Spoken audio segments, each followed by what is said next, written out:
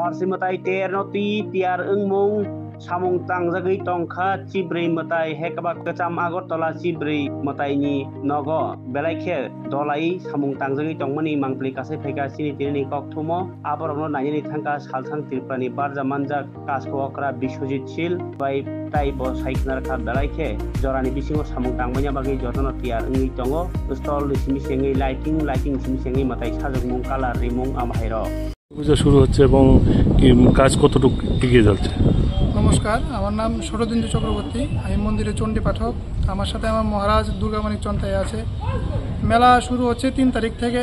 আমাদের পূজা তো শুরু হবে 29 তারিখ থেকে, 29 জুন থেকে জ্ঞাতি পূজন, তার এরপরের দিন সঞ্জম, এরপর দিন জারি পূজা হবে। জারি পূজার পরের দিন মার যে স্নান যাত্রা 2 তারিখ সন্ধ্যার সময় বিকাল 5:30 ঘটিকায় হবে। এরপর দিন সকাল ঠিক 5:30 ঘটিকায় মায়ের স্নান যাত্রার পরে খাচ্চি পূজার শুভারম্ভ হবে। 9:30 মধ্যে খাচ্চি পূজা সরকারি যে আমাদের পূজা হয় এটা আমরা করি। আর এখন সারা ভারতবাসীর কাছে এবং সারা ত্রিপুরা রাজ্যের কাছে একটা কথা বলছি যে আপনারা সুষ্ঠুভাবে মেলাটা সম্পূর্ণ করবেন এবং আমাদেরকে হেল্প করবেন। দেখা যায় অনেক সময় আমরা পুরোহিতগণকে অনেক ভেজাল কেন অনেক যাত্রীরা আমাদেরকে রাত 10 ঘটিকার পরেও মার নিদ্রা দেওয়ার পরেও আমরা অনেক সময় ভোগ দিতে লাগি। মা নিদ্রা আচ্ছন্ন থাকার পরে কীভাবে আমরা ভোগ দেব, এই জিনিসটা একটু দৃষ্টি আকর্ষণ করছি, একটু আমাদের হেল্প করবেন। নমস্কার। আর কি কাজকর্ম কেমন চলছে? এবার তো কাজকর্ম মোটামুটি ভালোই চলছে, রং টং হচ্ছে, কারেন্টের কাজ হবে, মন্দির পরিষ্কার মেনটেন্যান্স। আর আমার একটা নিজের ব্যক্তিগতভাবে মন্দিরের ভিতরে লাইট একটাও নেই, যে মা তো 2 তারিখ এখান থেকে বের হয়ে যাবে, তারপর থেকে এই মন্দিরটা ফাঁকাই থাকবে, কাজকর্ম করতে পারবে। একটু যদি আপনারা বলে দেন আমাদের খুব ভালো হবে। নমস্কার। তো কাজ শুরু হয়ে গেছে, হ্যাঁ, কতটুকু এগিয়েছে এবং মেলাতে এবার বিশেষ কি? আপনারা জানেন আগামী 3রা জুলাই থেকে আমাদের রাজ্যের ঐতিহ্যবাহী খাচ্চি মেলা সেটা শুরু হতে যাচ্ছে। তো কাজ চলছে, আরও শুরু হবে 2-1 দিন পর থেকে। বিভিন্ন কাজের সেখানে ব্লকে টেন্ডার করা হয়েছে, সেগুলি ওপেনিংয়ের পর পুরো দমে সেটা শুরু হবে। তো জঙ্গল কাটিং এবং রঙের কাজ সেটা চলছে। আমাদের ট্যুরিজমের যেগুলি সেগুলিও শুরু হবে কয়েকদিনের মধ্যে। তো বিভিন্ন দপ্তরের যেগুলি সেগুলি তারা গোছাচ্ছে, কাজ শুরু করবে কয়েকদিনের মধ্যেই। তাছাড়া খাচ্চি মেলা এবার নিরাপত্তা জোরদার করা হচ্ছে।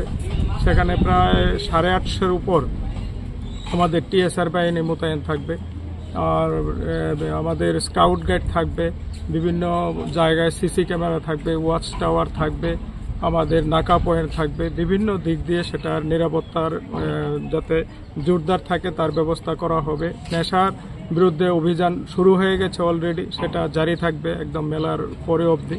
তো বিভিন্নভাবে সেখানে কাজ শুরু হয়ে গেছে, মানে মানুষ যত দিন যাবে সেটা আরও দ্রুত গতিতে বাড়বে কাজের যে গতি সেটা। তো যদি মোটামুটি দিন ঠিক থাকে, যদি মানে বর্ষা যদি না হয় তাহলে লোক সমাগমও প্রচুর হবে, প্রত্যেকবারই যেটা হয়।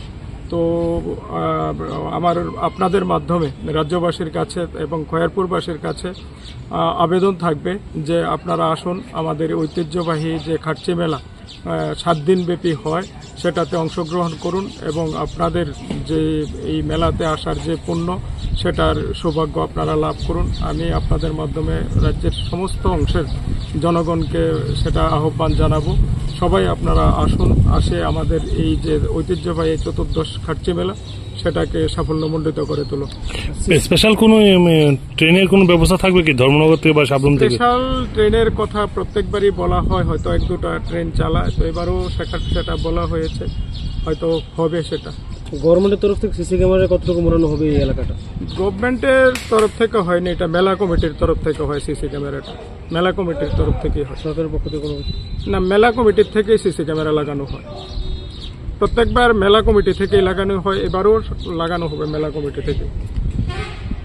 বৃক্ষরোপণ এবার হয়তো ওই সিঁদুর নিয়ে একটা থিম করা হবে সেখানে। গত বছর বৃক্ষরোপণ ছিল আমাদের খাচ্চি মেলার থিম, এবার সিঁদুর নিয়ে সেখানে একটা থিম করা হবে। তো বরাবরই তো আমরা বৃক্ষরোপণ আমাদের করতে হবে, নেশার বিরুদ্ধে অভিযান করতে হবে, বাল্যবিবাহের বিরুদ্ধে অভিযান করতে হবে, সামাজিক কাজ যেগুলি সেগুলি এবার মেলা বলুন আর উৎসব বলুন যাই বলুন সেগুলি আমাদের জারি থাকবে। আর এই খাচ্ছি মেলার পরে দেখা যায় মন্দিরের ভেতর লাইটের বড় একটা সমস্যা হয়, মন্দিরটা অন্ধকার হয়ে থাকে সারা বছর। আসলে মেলার লাইটিং গুলি মানে পার্মানেন্টলি লাগানো হয় না। তো গত বছর বলে আমি ডিএম কে বলেছিলাম, তারপর সেগুলি পার্মানেন্ট ছিল, কিন্তু সেগুলি আর মেনটেনিং হয় না। তো এটা একটা মানে মেলার কাজ শুরু হবে বলে আপনারা জানেন, সেখানে মেলার আমাদের এশিয়ান ডেভেলপমেন্ট ব্যাংক থেকে টাকা স্যাংশন হয়েছে, কিন্তু এখনো কাজ শুরু হয়নি। যখন কাজ শুরু হবে তখন পুরোটা আলোকিত হবে, কিন্তু তার আগে এবারও আবার ডিএম সাহেবকে আমি বলবো যে যাতে মেলা আমাদের মন্দির এবং মন্দির চত্বর, মন্দিরের আশপাশের যে এলাকাটা আছে, আমাদের পুকুর পাড় যেটা আছে, সেটাতে যাতে মানে কন্টিনিউ আলো থাকে, তার যাতে ব্যবস্থা সুনিশ্চিত করা হয়। মেলার পরে সেটা যাতে সুনিশ্চিত করা হয়, মানে কন্টিনিউ যাতে আলোটা থাকে মেলার পরেও, সেটা আমি ডিএম সাহেবের সঙ্গে কথা বলবো এবং আমাদের দেবার্চন বিভাগ যিনি আছেন ওনার সঙ্গে কথা বলে এটা নিশ্চিত করবো।